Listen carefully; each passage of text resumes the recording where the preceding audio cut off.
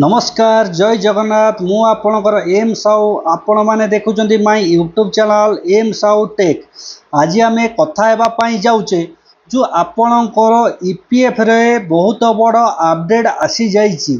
Update T हूँ आपण मैंने जो ईपीएफ बैलेंस चेक करने चाहूले जो आपणकर 1 मिनिट्र ओटीपी वैलिडिटी रोला से 1 मिनिट्र ओटीपी वैलिडिटी बर्तमान हटि दि जाइए। बर्तमान आपणकर आउ ओटीपी आवश्यक दरकार नहीं। आपण डायरेक्ट आपणकर ईपीएफ बैलेंस चेक करि परिबे। ता किभली भाव में आज आप चेक करेंगे आपण को संपूर्ण भाव में वीडियो माध्यम जनइबू।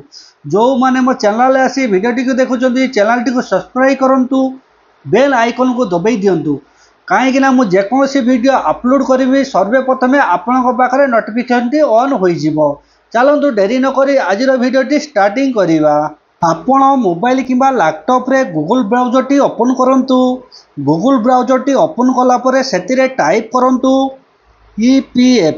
ईपीएफ टाइप कर सारा पर आपण जो सर्च बार अच्छे सर्च बार ओके करंतु। सर्च बार ओके कला परे आपण को एमिति ईपीएफ रो ऑफिशियल आईडी टी ओपन हो जिवो। सर्वप्रथम कौन करेंगे आपण को मेंबर पासबुक जो अच्छे आपण एइथरे क्लिक करंतु। क्लिक कला परे आपण को गोटे पेज ओपन हो जिवो। देखि पारतो ईपीएफ पासबुक कॉलम स्टेटस आपण को एमिति एक पेज ओपन हो जिवो। आपण सर्वप्रथम आपण को यूएन नंबर आउ आपण को पासवर्ड टी एंट्री करिवे। वर्तमान मु मोर यूएन नंबर आ पासवर्ड टी एंट्री करी। यूएन नंबर माने आपण को जो ईपीएफ नंबर जहाँ कह जाए यूएन नंबर आपण से कह जाए। तेणु बर्तमान मोर यूएन नंबर टी एंट्री करी। बर्तमान मोर यूएन नंबर आ मोर पासवर्ड टी बर्तमान एंट्री करदेली। तापर देखि पारते आपण को जो कैचअप टी अछि आपण कैचअप टी जो भली भाव में लेखा होइतिबो कैचअप टी सेही भली भाव में आपण एंट्री करंतु। जदि आपण कैचअप टी बुझी पारु नथुबे आपण जो रिफ्रेश अछि रिफ्रेश रे आउ गुटे कैचअप आपण मगेई पारिबे। चलतु फटाफट मु मोर कैचअप टी एंट्री करि दउची। बर्तमान मु मोर कैचअप टी एंट्री करदेनी। तापर देखि पारे साइन इन आपण एइथरे क्लिक करंतु। क्लिक कला पर देखि पारतु आपणकर एमिति एक पेज ओपन हो जिवो। ओपन होला पर आपण देखि पारतु आपण को कंपनी ले काम करूचंती आपण डिटेल एई भली भाव में आपण बाहरी जिवो। तापर आपण देखि पारतु आपण ए जो 3 डॉट अछि 3 डॉट रे ओके करंतु। 3 डॉट रे ओके कला पर आपण को प्रोफाइल आपण देखि परिबे, पासबुक देखि परिबे, कॉलम आपण केते थोर पैसा उठाई आउ केते थोर आपण रिजेक्ट होईची आपण कॉलम रे चेक करि परिबे। तापर देखि पारते सर्विस हिस्ट्री अछि। तापर देखि पारे कैलकुलेटर तापर आपण को नाटी आसी जिवो। आपण एई भली भाव रे पासबुक रे जदि बैलेंस चेक करिया पई जाउ जदि पासबुक रे ओके करंतु। पासबुक रे ओके कला परे आपणकर जेतुटी मेंबर आईडी अछि सिलेक्ट मेंबर आईडी आपण एई जगह रे आपणकर जेतुटी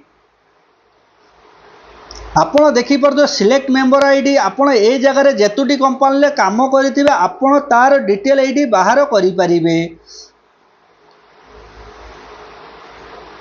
आपण एई भली भाव में मेंबर आईडी जे चेक करि परिबे। तापर आपण एई भली भाव में आपणकर ईपीएफ रो बैलेंस चेक करि परिबे। आपण एई भली भाव में आपण को ईपीएफ रो बैलेंस टी चेक करि परिबे। तापर देखि पारतो आपण जो आपणकर जो 3 डॉट अच्छी 3 डॉट रे आउ थरे क्लिक करंतु। क्लिक कला पर देखि पारतु आपण को प्रोफाइल अच्छी प्रोफाइल ओके करंतु।